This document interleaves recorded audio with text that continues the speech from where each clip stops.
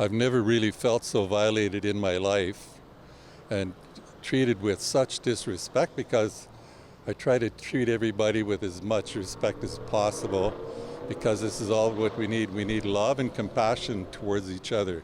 But I did not feel that I got that whatsoever out of this office.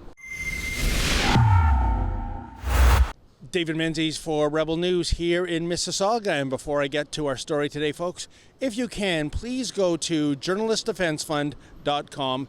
If you're able to, make a donation.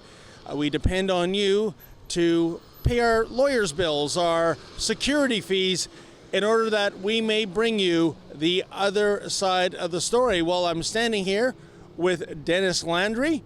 He's a senior who very recently went to see his eye doctor for an examination. Mr. Landry has a medical exemption to not wear one of those face masks. And guess what, folks? Yep, yet again, somebody not recognizing the validity of that exemption, and as a result, well, the doctor fired his patient. Denis is going to tell us all about what happened a few weeks ago. Denis, can you tell us what happened on your most recent and perhaps your last visit to Dr. Mandell? I would be happy to share that with you, of course. On the last appointment, I believe, which was August 25th, I arrived at Dr. Mandell's office, not expecting anything unusual, and I walked into his office, and his office manager told me that I needed a mask. So I told him I was exempt, and that didn't cut it. And my daughter, driven from Kitchener to see me through this process, because when you get a needle in your eyes, it's sometimes very difficult to see to drive. So she went out of her way to do this. So I really felt obligated to her to wear the mask and go through the process. So I did put the mask on. I went into the first room where they check the big letters on the wall. And so as I was in that process, with the mask and my glasses on, I couldn't see because of the fogged up glasses that the mask created. So I mentioned it to the young lady that was doing the test, and there was no action on doing anything different about it. So while I was sitting in that chair, the doctor stuck his head into that testing room, and he said to me, like really, really belligerent, "You gotta wear your mask." And I went, "Look, I'm wearing my mask." And the important thing here, Denis, is that first of all, you do have a medical exemption not to wear the mask. Secondly, just for the sake of getting on with the exam, you decided that you would cooperate. You would put the mask on. You would try to get through the examination with the mask, and it was being difficult with you. But from what you're saying, it didn't seem like there was a lot of bedside manner, if you will, demonstrated by the doctor. Definitely not. So then about a minute later, he stuck his head through that door in that same examination room and yelled at me that I had to wear the mask, and I was still wearing it. I had no problem. I wanted to get through the process. So I got out of that room and I went... Wait a second, Dennis. Was it a matter of you wearing the mask incorrectly, or what? No, wearing a mask, period. Period. Okay, by this time the mask had come off then, right?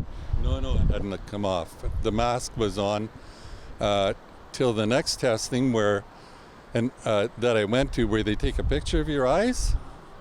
And I didn't need to wear the mask there, but I did anyhow, because all they do is photograph your eyeballs, so it didn't interfere with my eyesight.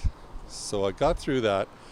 Then I went to sit in the waiting area, which was completely non-compliant with the 6-foot distancing.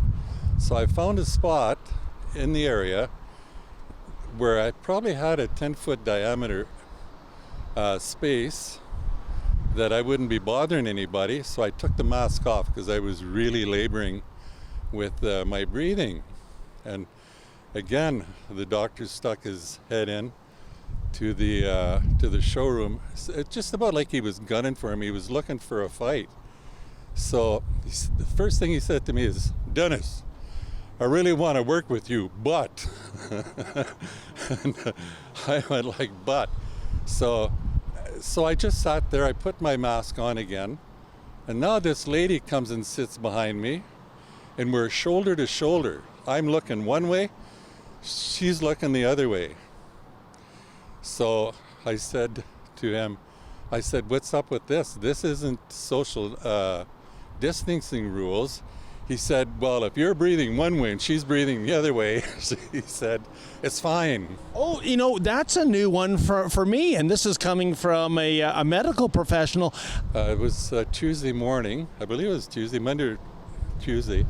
The following week, I get a letter from Dr. Mandell saying that I'm fired. We could not work together, and that was it. So I was very happy about that. I've never really felt so violated in my life and treated with such disrespect, because I try to treat everybody with as much respect as possible, because this is all what we need. We need love and compassion towards each other. But I did not feel that I got that whatsoever out of this office. And one last thing, Dennis, there's always two sides to every story. Almost a week ago, I reached out to Dr. Mandell. I spoke with him on the phone. His accusation is that many parts of your story are inaccurate. He declined an on-camera interview. He did agree to send me an emailed statement with his side of the story. I waited something like 5 days. It never came. He sent me an email finally yesterday saying that he's going to decline to give his side of the story by email as well. So I've done everything I can to reach out to hear what he has to say. I'm just wondering two things. Are any parts of your story inaccurate, as he claims? And secondly, if it is inaccurate, then why isn't he taking the opportunity to correct the record? Well, I'll tell you unequivocally that story is 100% correct, because I have nothing to gain by altering the story.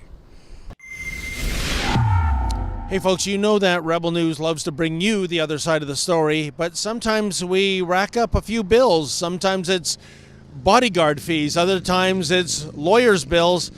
Still, we believe in bringing you that other side of the story, so if you can go to journalistdefensefund.com, that's journalistdefensefund.com. If you're able to, kick in a few bucks so we can indeed continue to bring you that other side of the story.